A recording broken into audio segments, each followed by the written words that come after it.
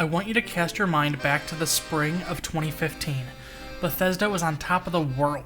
Skyrim at this point had sold between 20 and 30 million copies across all platforms, and despite some nagging worries out in the distance, people were more than excited for their next step, a whole new, full HD Fallout title with an expansive open world to harvest and rebuild.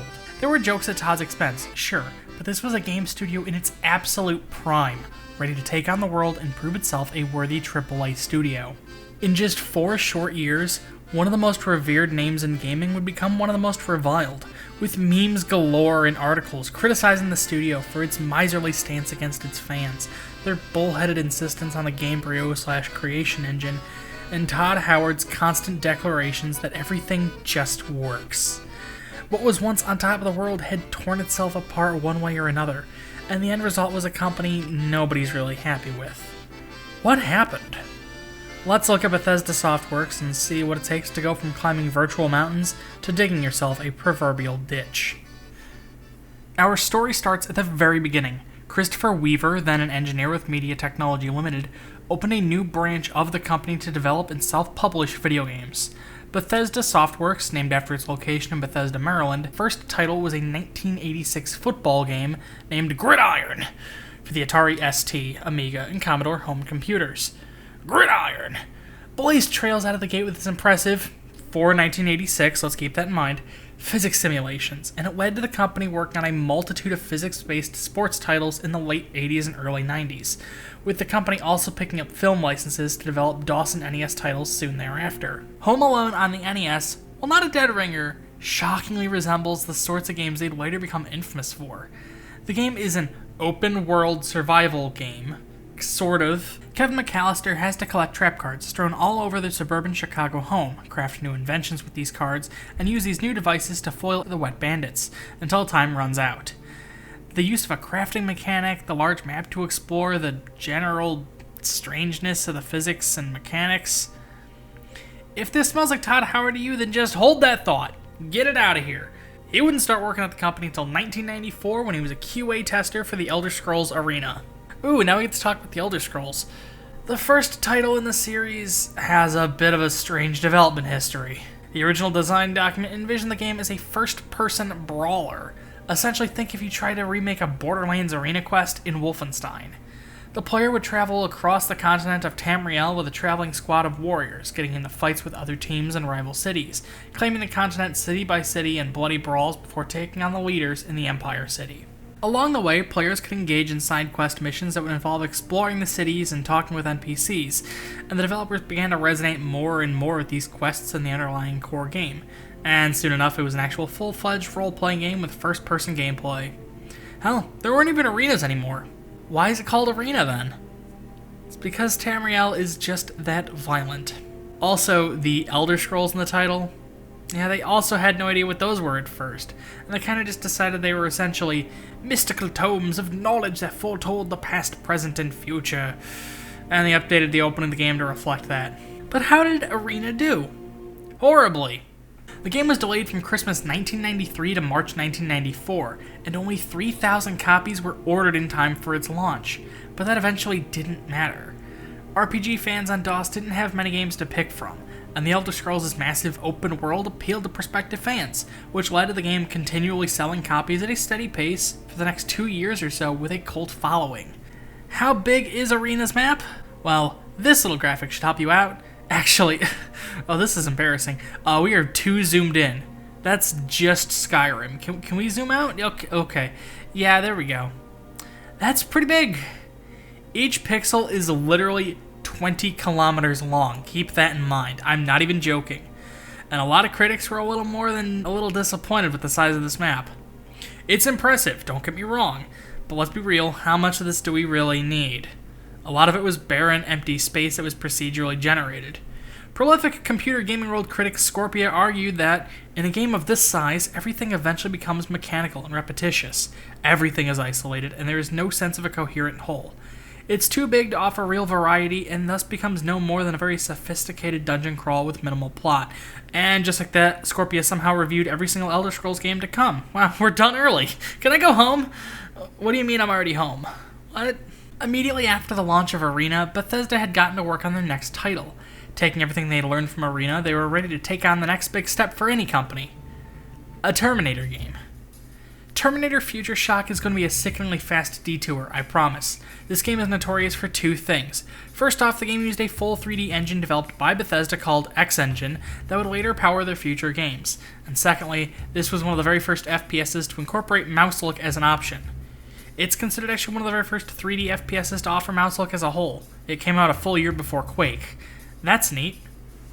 But in all seriousness, by the end of March 94, the first drafts of Dagger Falls' game design document were already being penned. Its name was Mournhold, and it was set to be in the province of Morrowind, and it was going to be a complete living, breathing world, essentially a deep dive to the vertical slice of the world that Arena offered. The game was later switched off to being set in the northwest of Tamriel in the provinces of High Rock and Hammerfell. Dagger Falls' biggest goal? Improve the role-playing. That's not to say it was awful in Arena. You earned experience through combat, and that experience could be spread to other various skills, just like most other RPGs.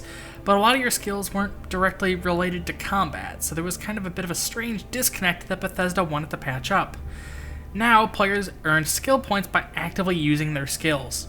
If you took to fighting with your fisticuffs more often, then your hand-to-hand skill would increase. If you cured yourself of ailments or addressed wounds in a timely manner, your medical skill would go up. And as you spoke to giants, imps, harpies, nymphs, and other weirdos all across Tamriel, you would begin to learn their language and would announce yourself as non-hostile when around them. In total, there were 35 skills to learn and develop spread between 7 core attributes. If the thought of 7 core skills sounds familiar, hold on to that thought. This GURPS-based skill system offered a lot of flexibility in how to approach the game. To get better at a skill, you had to more or less start from the beginning. Would you take up the bow and lock in quick? Or would you be willing to put aside your archery mastery and try your hand at learning the short sword? Additionally, across the 160 square kilometers of Tamriel the player could explore, that's roughly the size of the entire state of Georgia, players could shun the main quest of freeing the ghost of Lysanderoth or whatever and locating the Mantella, and instead you could just roleplay. You could walk into a tavern, get drunk and fight the patrons, get thrown in jail for months on end for your crimes, come back out of jail, become a merchant of strange and bizarre wares, and turn enough profit to purchase a house and a ship. And you could sail across the Elac Bay and retire to a domestic life among the 750,000 NPCs. All while completely forgetting why you were even sent on this quest in the first place. This depth in just random side stuff led to Daggerfall hitting critical acclaim, putting it up against Diablo 1 in terms of accolades that year and winning Bethesda the Adventure Game of the Year award at GDC in 1996. In just 2 days, they sold 100,000 copies, and the game was quickly making its way onto PC Data's monthly sales charts. Andy Becker of Computer Games Strategy Plus called the game a flawed masterpiece, citing the depth of the gameplay as addictive and engaging, but deducting an entire half a star for the numerous bugs and glitches strewn throughout. Hell, most critics loved the game, but reduced the score by various amounts based on lackluster writing and bugs, and patch after patch were issued for the game throughout 1996 and 1997. Because all the code could be easily patched, some fans broke out the hex editors and began writing their own third-party code. Daggerfall and Andyfall were two of the multitudes of mods that came out for the game at the time, with everything ranging from new quests to texture packs, entirely new mechanics, and even total conversions of the code began to be passed around online, all finding ways to modify the way people played Bethesda's newest title. While nowadays Bethesda's happy to find a way to monetize their modding community and keep flaunting how much work isn't theirs at every E3, Bethesda was seemingly indifferent to the modding community in their early days, letting it be while using the openness of the code as a means to try and hammer down the number of game-breaking bugs. And once it left sale and Bethesda stopped updating, these same modders would become the game's new patchers, fixing what bugs remained in an attempt to keep the game stable for people still interested. Yes, even a world as massive as Dagger Falls had to one day fall on the dagger, and the company had already begun to move to new titles. See, 1996 was also the launch of another wildly successful title, selling 143,000 units and quickly becoming a franchise people would liken with video games, a series boasting recognition on par with the likes of Mario and Wolfenstein. Core Design and Eidos Interactive had changed the world of gaming with their new Tomb Raider title, blending seamless third-person action with immersive cinematic environments. Everyone wanted a slice of the third-person action pie, and that included Bethesda. The Elder Scrolls Adventures/Legends games were a pair of action titles based on the CRPGs Bethesda had become known for, with the intent to take the series as mainstream as Tomb Raider by gutting the nerdy bookkeeping and stat micromanaging and instead focusing on offering a more pared-down experience. The Elder Scrolls Legends Battlespire was a dungeon crawler with hack-and-slash gameplay and a multiplayer deathmatch mode inspired by the likes of Diablo and Quake. The game was quickly thrashed for its less expansive scope, and as a result of the smaller, more focused title, the sheer abundance of bugs was all the more disgraceful, providing a role-playing experience that is only occasionally satisfying, as published in Deathlock's review of the title on GameSpot. The Adventures title, Redguard, was instead a third-person action-adventure based very much on Tomb Raider, in which the player took the reins of Cyrus, a young Redguard trapped in a world of political turmoil while on a quest to locate his sister. The game also faced the fate of wildly mixed reviews, on one hand being nominated for Computer Gaming World's Best Adventure Title Award alongside the winners Grim Fandango and Sanitarium, but on the other hand getting just a 4 out of 10 from Maxim PC's Dan Simpson, citing various graphical and gameplay issues. To quote Simpson, "To boot, the X engine is a relic that brings with it a host of configuration problems. Horrible clipping plagues this game along with stiff character movements and intermittent crashes. Control issues abound with stiff herky-jerky reactions. Bethesda has some good ideas, if only its implementation were cleaner." Man, that review sounds a little familiar. Redguard was a bit of a groundbreaker in one aspect, at least. See, this was, for a very special person, the first chance they got to direct the world of the Elder Scrolls. Someone who was more than willing to use their accolades, their entrance into the National Honor Society, Model UN, their vice presidency of the Latin Club, their tenure as junior and senior class treasurer and senior class presidency, as a means to push above and beyond from just simple QA. Yes, ladies and gentlemen, and others, this is where we get into the wild world of Todd Howard, who would go on to direct the next major release, Morrowind.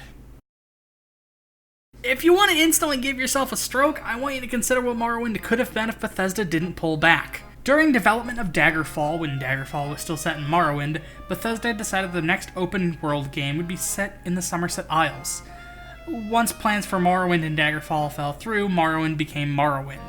The game would have used an SVGA rendition of the X engine, would have encompassed the entire province of Morrowind, which would have made High Rock and Hammerfell from Daggerfall look like a broom closet in comparison, would have let players join the 5 Dunmer Great Houses, and incorporated a dynamic blight that would sweep the province, destroying cities in its wake. So imagine Daggerfall with a map twice the size of Daggerfall, rapidly tearing itself apart, and all of this in the 90s. Yeah, that was terrifying.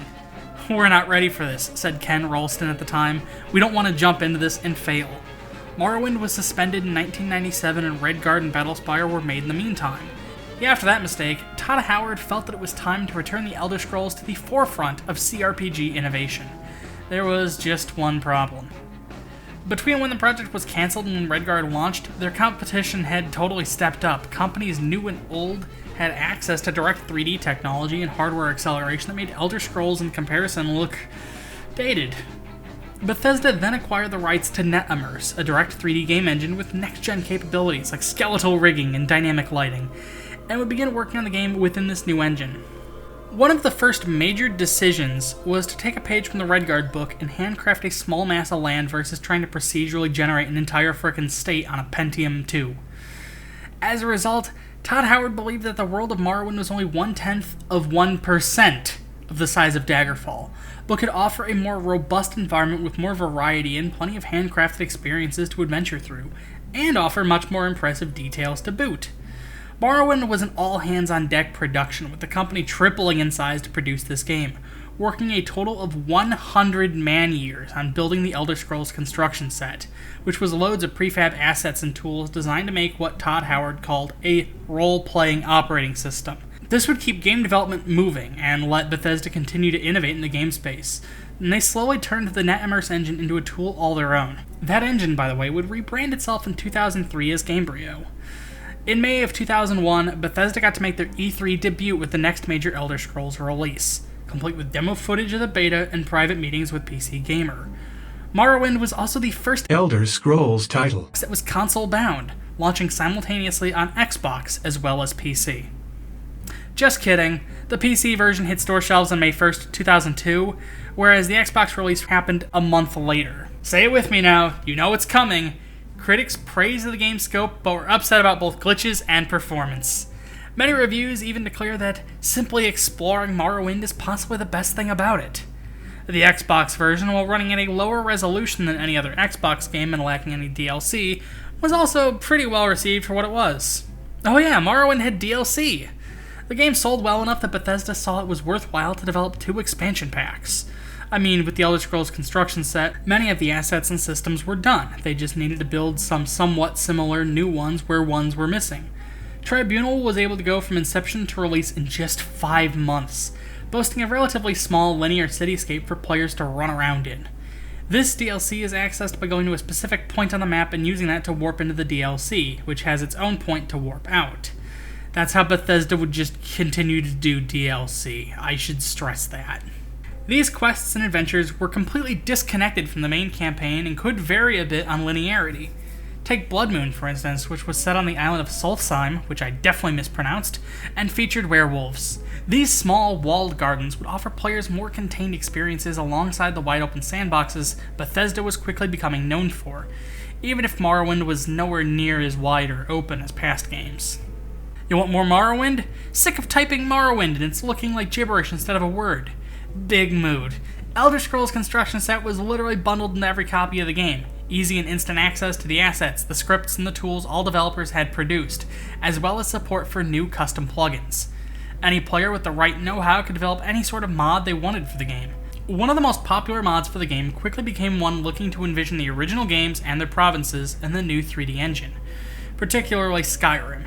This seems a little weird now, but remember that it had been almost 10 years since players were last there at this point in time. They weren't just porting Skyrim to whatever. New weapons, creatures, and plenty of player character races were assembled by fans, and Bethesda even got in on the fun themselves, making their own content and releasing it in the form of TES/CS mods on their website and blogs.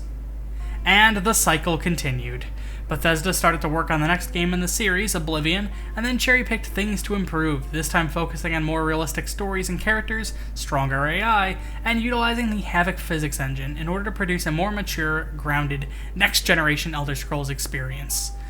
Bethesda quickly began to repopulate the construction set with new high-definition textures and assets, and began to work on erosion algorithms and this new radiant AI tech that Todd Howard described by asserting none of the characters were really following a script.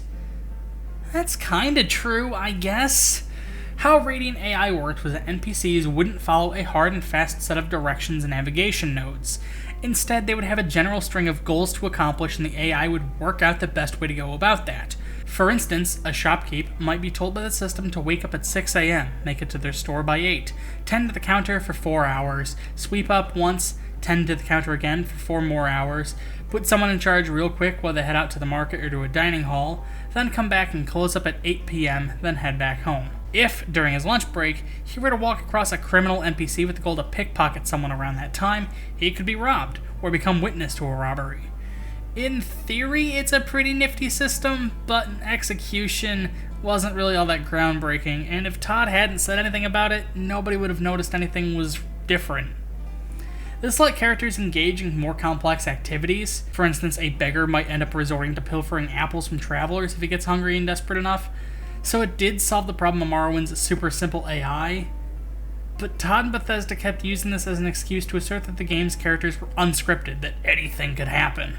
There were a few more complex scenarios that could happen that weren't technically hard-coded in, but it wasn't unscripted. These weren't improv actions. It could be disassembled and exploited by keen-eyed players. Once again, The Elder Scrolls was Xbox-bound, meant to be a launch title on the 360, but ultimately settling on a May 2006 release date. The E3 event for this game was insane. The game was mostly done at the time, lacking some polish, and quickly picked up Best of Show awards from dozens of publications, being cited as the first next-generation game, and driving expectations through the roof. People were expecting the game to cure blindness and heal the sick, Pete Hines joked during the height of its hype. At last, the game launched in the spring of 2006 with a PS3 release the following year. The celebrity dialogue provided by Patrick Stewart, Linda Carter, Sean Bean, and more quickly became one of the biggest talking points among critics, alongside how easy it was to pick up and play. It was simple for a player to become immersed in this world given how simplistic yet flexible the skill system had become, how richly detailed the world was, and how easy it was to pick up and play. There were issues, for sure. NPC dialogue could quickly switch from unique lines to canned directions or reactions that felt like audible whiplash. Combat was dodgy, and who could forget loads and loads of bugs? A Bethesda tradition. Things could float in the air, ragdoll physics would occasionally break, and loading stutters dotted the game's map. Still, this was another gargantuan undertaking from the company, perfectly par for the course for how much they could improve. There was just one thing on everyone's minds. What's next? It wasn't more Elder Scrolls. Not right away. There were 2 within a 4-year span, and Bethesda wasn't just in charge of the Elder Scrolls property anymore. Let's take a step back. War. War never changes. Releasing sort of kind of alongside the Elder Scrolls, Fallout was another CRPG, a development from Black Isle Studios, a subsidiary of Mario Teja's typing developer Interplay Entertainment. Interplay had acquired the rights to the GURPS RPG system and were using it in a post-apocalyptic spiritual successor to the 1988 RPG Wasteland. After seeing the excessive violence and gore within this game, GURPS licensor Steve Jackson Games pulled away, and the RPG system within was instead shifted to using attributes derived from the word special. Strength, perception, endurance, charisma, intelligence, agility, and luck. The first Fallout released in 1997 after 4 years of development. The second title was released just the following year thanks to abundant asset reuse, but after that the series hit a slump. A real-time strategy game, Fallout Tactics, would release in 2001, and Interplay would attempt to bring the series into the new age with 2 projects, Fallout Brotherhood of Steel and Fallout Van Buren. This would have been a third Fallout RPG set to be the series' foray into a true 3D world. Okay, cool, so Interplay collapses right near the start of the proper RPG's release. In all fairness, Titus Software was to blame as they wanted Fallout to hit consoles and as a result slimmed down into action titles, but whatever, Black Isle was out of a job and Interplay was going under. They need money fast. Fallout hadn't printed money for them in nearly 5 years, and Bethesda was ready to buy. The rights to Fallout 3 were sold for a measly $1.2 million. For those of you playing at home, less than half of what Tumblr was sold for. And Bethesda got to work to build Van Buren into the expansive 3D isometric successor to the Fallout license Black Island could be proud. Oh, come on, this is Bethesda we're talking about. They were starting from scratch, essentially rebooting the world of Fallout and throwing it from California right into their backyard in the Maryland and Virginia area immediately surrounding Washington, D.C. The game would be shelved momentarily while Oblivion was being worked on, and was dragged back out and thrown through the Bethesda ringer the moment they had some free time. Using the Oblivion code as a base, they began to work on building the bombed-out ruins of DC, leaning heavily on building gunplay in a more traditional RPG experience, with experience points being cashed in for skills when a player levels up. The game would also use the Radiant AI tech from Oblivion as well, alongside various new mechanics stemmed from the original DOS CRPGs. Players could get irradiated, and if they don't keep their rads in check, could be hit with stat debuffs. If a player wasn't satisfied with the real-time first-person or third-person combat, you could hit the VATS button to activate assisted targeting programs loaded onto your Pip-Boy computer. That could let you target specific extremities on your opponent in the style of the turn-based combat from the original 2 games. Enemies, as well as the player, could be blown to smithereens in a variety of depraved ways through the use of gibs, originally derived from the idea of using kinematics to deform and destroy character models the same way Burnout deformed and destroyed cars when playing in Crash mode. And to top it all off, the game boasted an atmospheric soundtrack from Inon Zur, but also scattered around the map would be radio stations that could be tuned into to hear a variety of licensed tracks and learn about the goings-on in the wasteland. Bethesda put the writer on Elder Scrolls Oblivion, whose name I'm not going to bother pronouncing because I'm probably going to get it wrong, so just put that on the screen. There we go. Was put to work to write Fallout 3 with next to no help from the original authors. He had to study the scripts of the first 2 games carefully and pick apart the world from there, using the first game's script as a base. Chris Avallone, who Pagliarulo described as a fantastic writer, had gone full ham with the script of Fallout 2, creating a deeply complex web of character interactions and themes that would be hard to top. Fallout 1, though, offered a relatively straightforward story that focused on building strong character dialogue beat to beat. Call it a cop-out, call it whatever, but someone had to lay the groundwork for Bethesda's Fallout title. And here we get to embrace another one of Todd's little lies. Well, lies isn't quite the right word to describe how Todd Howard talks to fans. See, Todd is a businessman, for sure, and the things he says to his audience are little more than marketing talk that's lathed down into something palatable for gamers. Enter, Fallout 3 has 200 endings. Technically, true, but only the same way Shadow the Hedgehog has 326 total campaigns. Fallout 3 actually has 3 unique win states. Either the player dies but the water is clean, the player dies and puts FEV in the water, or Sarah Lyons dies but the water is clean. What makes up this 200 endings number is the various combinations of quest outcomes that can alter Ron Perlman's closing monologue about life in the wastes. But hey, saying there's 3 endings and you die in 2 of them just doesn't have the same ring. Barring the usual criticisms of a Bethesda title, the number one complaint from critics come time to review Fallout 3 was its writing. Tim Kaine, the director on the original 2 Fallouts, felt that a good Fallout game has a conclusion built around the player's actions and decisions, whereas Fallout 3 lets the player make one decision leading up to fulfilling the objectives of another character with no real regards to carving out their own destiny. Additionally, Kaine felt that recycling large swaths of plot from the original games, such as resurrecting the Enclave or retconning how super mutants and ghouls came to be, just wasn't all that inspired. And he felt like there was room to tell an entirely unique story on the East Coast without needing to rely on rehashing the series' past. Chris Avellone, writer on Fallout 2, criticized some of the more lackluster characters and a shoddy balance between combat and non-combat skills, but otherwise was willing to sing the game's praises as an engaging and immersive open-world sandbox.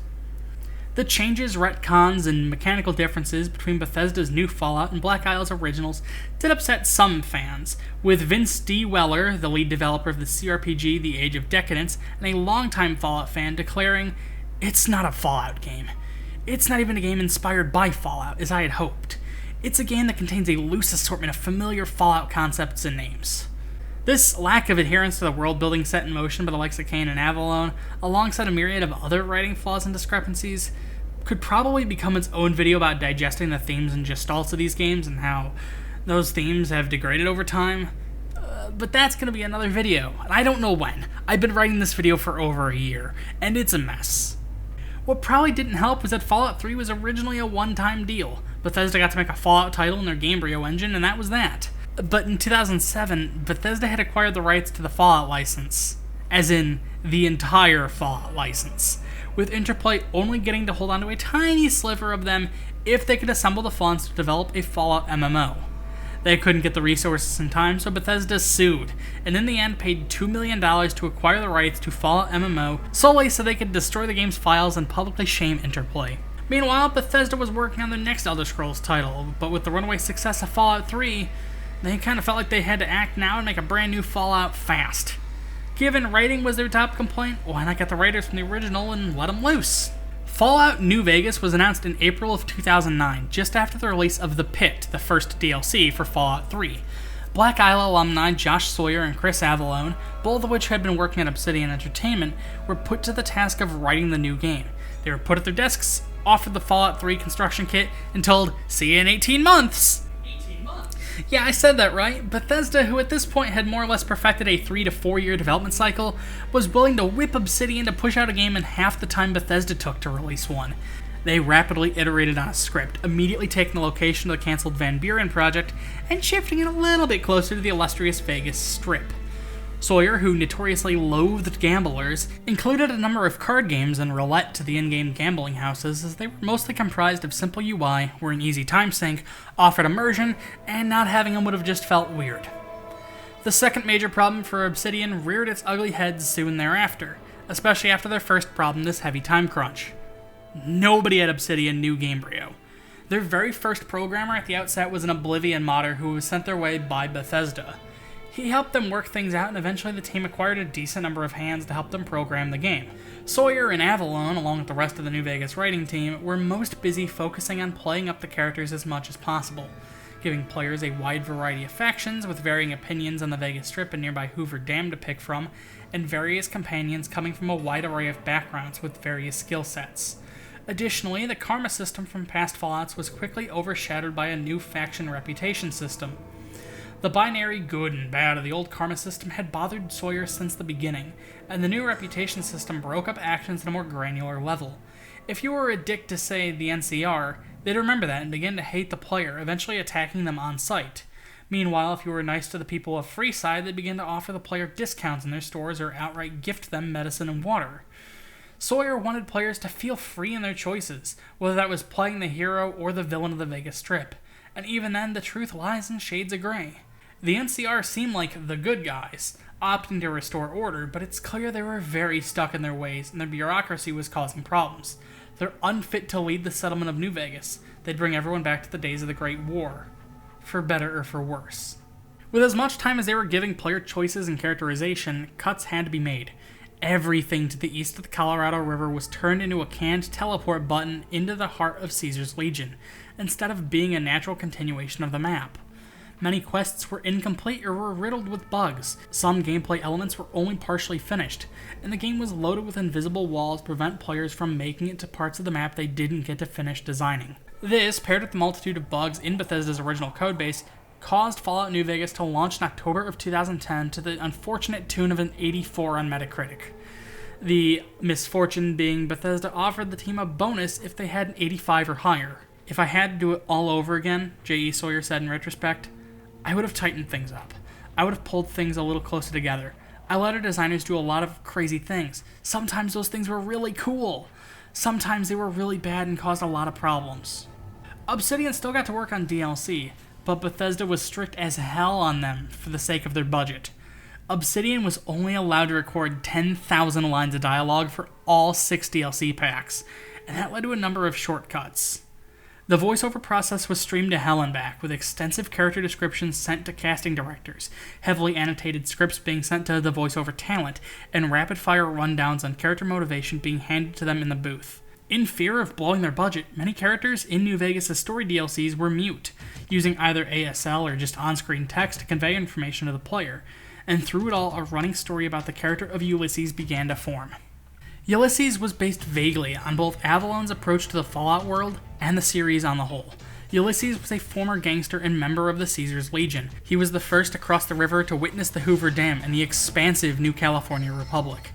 He urged Caesar not to chase after the dam as the overreach of his legion paired with the sheer firepower of the NCR could kill him and his empire. But Ulysses was shunned and outcast. He began to walk the wastes, searching for a purpose, which led him to the Divide, which he described as a nation taking its first breath. This prosperous new community was quickly annexed by the NCR, which attracted the attention of Caesar's Legion, and the two fought over the new land, as underneath it laid a multitude of nuclear missiles that could be used to let either side easily destroy the other. In the end, it is the player who awakens the nukes by handing the Platinum Chip over to the Lucky 38 Casino, which had been run by Robert House for 200 years by that point. These nukes detonate, destroying the Divide. Ulysses, with his home destroyed and his life only saved due to a single mechanical eyebot, begins to ruminate about the past and the life he had lived, about how easily life could be given or taken, and how cruel and dangerous humanity could be, and just how much history is written by the victor. Ulysses plans to destroy the courier's home much the same way the courier destroyed his, and in his final speech in the final DLC discusses Avalon's own fears in regards to the Fallout franchise. The series had progressed too far beyond its tribalistic roots and was essentially just becoming a 50s-flavored post-apocalyptic sim. To truly get back to the root of the series, the heart of its themes and gestalts, major factions need to be killed, and the world must be nuked once more. The DLC ends with a solemn reflection about the events the courier had gone through, how his path was intertwined with Ulysses even when the two were dozens of miles away, and it leaves the player to quietly reflect on the... Oh, did you hear that? Skyrim just got ported to this YouTube video! Man, technology's incredible! Bethesda seemed bitter about New Vegas. The game, despite its obvious flaws, was loved far more than Fallout 3 was, eventually outselling the original by a pretty wide margin and becoming Bethesda's top-rated game on Steam, only beaten out by Dishonored and nearly 20 points higher than Fallout 3. One of the biggest reasons Bethesda hammered restrictions onto Obsidian was because they wanted to make sure that New Vegas getting DLC wouldn't affect their next release's sales. That's right, baby! After over half an hour into this video, we're finally actually talking The Elder Scrolls V Skyrim. Todd took the reins once again, driving development towards producing a spiritual successor to Fallout 3 and past Elder Scrolls design philosophies and direction. The province of Skyrim was made rocky and mountainous to make the smallish map harder to traverse, and attempting to instill a stronger sense of discovery into the game by creating a more cohesive sense of culture to Skyrim's world compared to Oblivion. For instance, racism was added to Skyrim. It didn't do much, but some NPCs will have disparaging things to say about the character's race if you pass by them, or they'll badmouth another race just in front of you. Neat? The landscape of Skyrim was also 100% handcrafted. See, even though Morrowind and Oblivion had one-of-a-kind maps with no randomness, large portions were algorithmically generated and then carved into later, whereas pretty much every last triangle of map geo in Skyrim was produced by someone's mouse or tablet. 8 people worked only on dungeons and their assets, and a team of writers and programmers wrote out 244 unique handcrafted quests, all powered by the new Creation Engine. This is just a fancy name for their Fallout 3 Gamebryo codebase, ain't it? Okay, so they did make some changes to the underlying engine, such as enhanced lighting and render distances. In fact, we get to talk about another piece of Todd Howard's Todd Talk here. Players can, if they desire, pick up and interact with a tiny fork strewn on the ground, and then upon looking up at the mountain range before them, drop that fork and climb that mountain. He's trying to explain that Skyrim would contain plenty of detail on both the macro and micro levels simultaneously. But, see that mountain? You can climb it. Sounds way better, and it quickly became the rallying cry of Skyrim's fanbase, who were then disappointed to find that hard-coded movement scripts and/or invisible walls, one of the two, prevented them from just easily going rock climbing. You more or less have to stick to the path most traveled if you want to climb the throat of the world, or any of the other mountains in Skyrim. Additionally, more Todd Talk manifested itself in the Radiant quest system. The game's Radiant AI system was more fleshed out, which mostly meant that NPCs could now engage in canned animations of farming, milling, smithing, or chopping wood, but now they could also offer the player an infinite number of quests. But wait, eventually the player will run out of unique locations and permutations of events, right? Does Todd just mean that NPC quests will just be repetitive and you'll get new ones that are more or less the same as past ones, but with a new relic to steal or taking place in a slightly different dungeon that you might have or might not have already been in? Yep. So Skyrim comes out, the game sells like hotcakes, it becomes one of the best-selling games ever. People criticize the bugs in melee combat alongside the pared-down role-playing experience, emphasizing immersive play over traditional leveling and stat grinding, and the totally not scripted dragons fell into very predictable attack patterns. Still, Skyrim had quickly become one of the best-selling games of all time, maybe helped by 2 factors. First, this was the first Bethesda game where the team was all in on mods. On PC, the Steamworks API let Bethesda incorporate a very easy-to-use mod database in the form of the Steam Workshop, in which mods could be installed in just one click. No readmes, no setting up file paths. To celebrate the release of the Workshop, Valve Software released a Portal 2 themed mod in which the Space Corps can crash land in Tamriel for players to collect, interact with, and send back on its merry way. Additionally, Bethesda would attempt to find ways to better care for their modding community, hiring proficient mod devs as well as attempting to let creators monetize their mods. Oh, never mind, that one ended well before it even began, huh? I'm sure Bethesda isn't going to stick that in their pocket now, are they? Additionally, Skyrim probably sold so well just because it kept getting re-released. Originally a PS3, 360, and PC release, Skyrim would later get a Legendary Edition, which would include all past expansions, 8th generation console releases in the form of the Skyrim Special Edition. What made it special was God Rays, FYI. In 2016, a port for the then upcoming Nintendo Switch was announced, followed then by a PlayStation VR release in 2017, then followed up with a standalone VR port for the HTC Vive, Rift, and Windows Mixed Reality headset, and to top it all off, in 2018 the game would be ported to Alexa. As in, that speaker thing that harvests your personal information. Bethesda found a way to port Skyrim to a bloody speaker. The Special Edition releases also included a new modding hub hosted on Bethesda.net, which included a Creation Club, a new host of mods players can purchase directly from Bethesda. Most of these weren't actually from the community, they were mostly just the equivalent of 50-cent micro DLCs from Bethesda.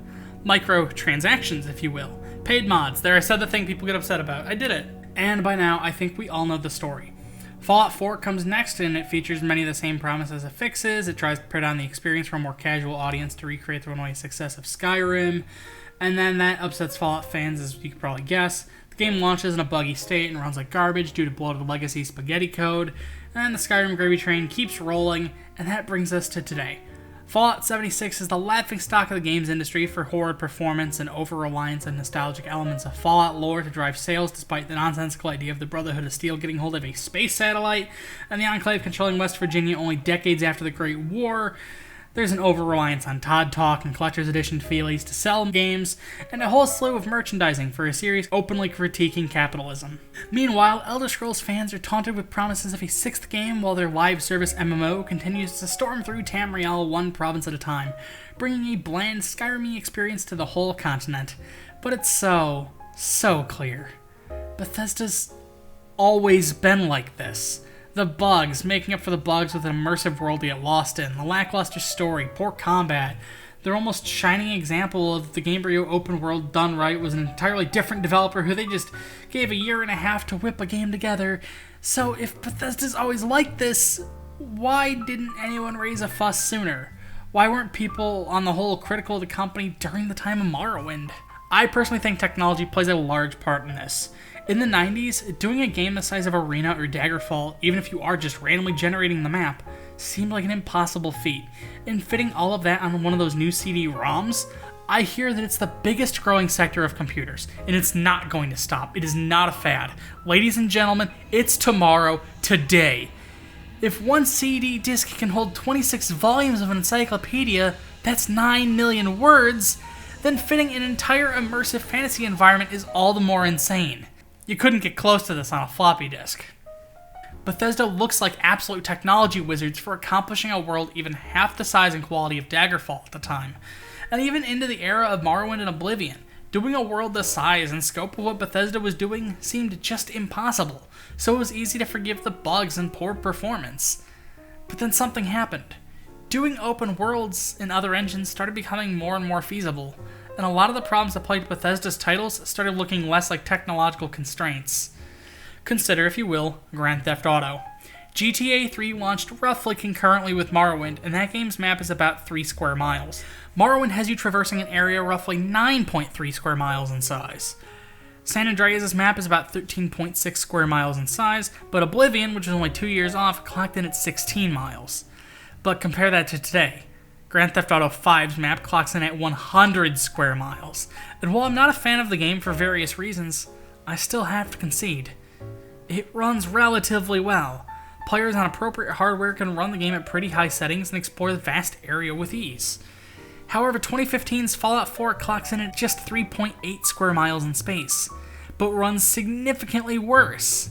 Even compared to 2011's Skyrim release, which, while not as pretty, most notably not having the god rays and atmospheric scattering, is able to be nearly twice the surface area to traverse and run better. Additionally, as open world tech became more and more feasible, it got to the point where even indie teams were capable of building open-ended sandbox worlds that matched the scope and scale of Bethesda's blockbuster titles. So with that, bugs become harder to justify. Characters getting stuck or clipping into terrain, animation scripts losing track of time and snapping into a new position, objects colliders sometimes just not working.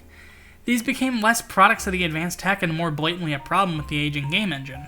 Additionally, Bethesda just started moving too much product too quickly. It's been 4 years since the launch of Fallout 4, and since then they've released 2 more Fallout titles, one of which was a comedic free-to-play mobile game. Regular game releases were tolerated back then because the team writing Fallout was competent and the games turned out great, at least the CRPGs did. A tactical RTS spin-off around the same time? Big deal, that's fine. But getting a moderately lackluster reboot to the franchise, letting the original devs expand upon it with a standalone successor, then falling back on so much of what they did to do a prettier looking, duller playing sequel, then turning it into a multiplayer DayZ-like while also releasing a mobile spin-off the same vein as The Simpsons tapped out at Tiny Tower, re-releasing an 8-year-old game on every new platform that graces the market while using your underperforming MMO as a means to create the next big Elder Scrolls adventures. The next original game in the Elder Scrolls series being a free-to-play mobile game with the timers, the energy, the premium currency.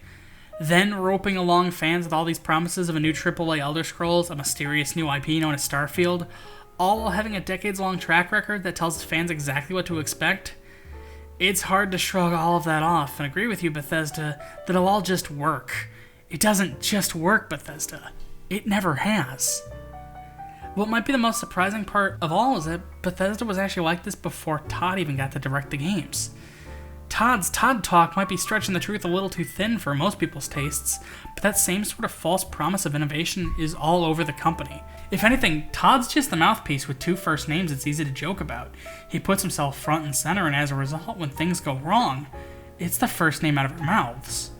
I mean, when something goes wrong in Super Smash Bros., we blame Sakurai, even if it's a programming or animation mistake. When Payday 2 incorporated microtransactions to generate revenue for Starbreeze's failed VR ventures, we immediately blamed Almir Listo, the game's director and PR guy, instead of any actual higher up. And so when something goes wrong in a Bethesda game, we of course point to the first name we all know. That guy! Bethesda's in a bit of a rocky place at the moment. Even when their third parties like Arcane or id produce revered titles and groundbreaking new experiences on occasion, they're still attached to one of the biggest repeat offenders in the games industry, and their ways have finally caught up to them. I don't know what to expect out of Bethesda's future, but it's so blatantly clear that what's next has to be big, sweeping, and it has to mean actual tangible changes for the experiences they produce. And it has to be fast, or all their experiences and talent will burn up in an atomic cloud of their own undoing. And the company that once dominated the games industry with massive immersive experiences will just be ancient history to be studied and interpreted however, by whoever, forever. Oh, I'm sorry. You thought I'd end this video without a glitch compilation? I've got self-control, but not that much self-control. So over the credits and such, we're just gonna, Bethesda it up a little bit.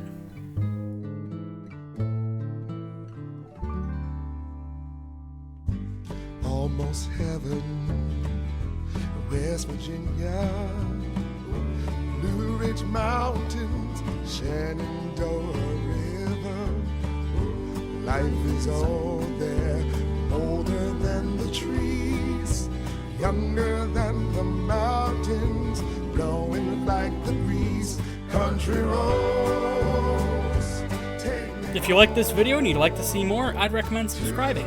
Patreon and social media links are in the description.